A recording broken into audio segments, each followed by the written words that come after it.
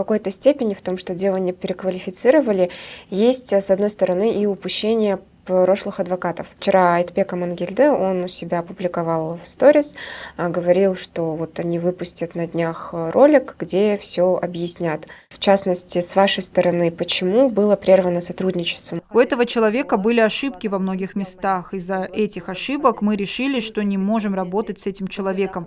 Первые ошибки возникли при пожаре дома. Здесь была охрана, а возле малого дома нет.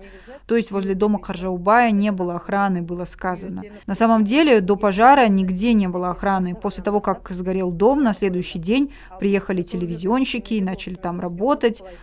Только тогда была установлена охрана. А этот человек, когда был там, мы с ним говорили, сказали, что надо об этом случае сказать. В последние моменты то он есть, то его нет.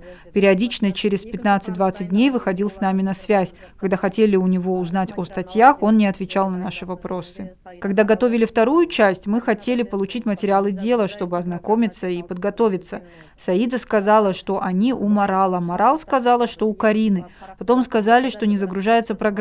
Там ведь 60-томный документ. Мы хотели распечатать их, хоть там и было 200 страниц. А они начали ссылаться друг на друга. Потом я связалась с Мейерманом, сказала: вы с ним коллеги, хоть не видите часто друг друга, но работаете в одной сфере. Может, я не могу объяснить им? Попробуйте сами связаться с Саидой. Ведь сначала к делу был первым подключен Айтым, потом Саида. Попросила связаться с этими людьми. Потом Саида переговорила с Мейерманом, сказала, что встретится, однако потом заблокировала номер Мейермана. И в последнем разговоре Саида сказала, что встретится с Каржаубаем, но в итоге не отвечала на звонки, мы не могли с ней связаться.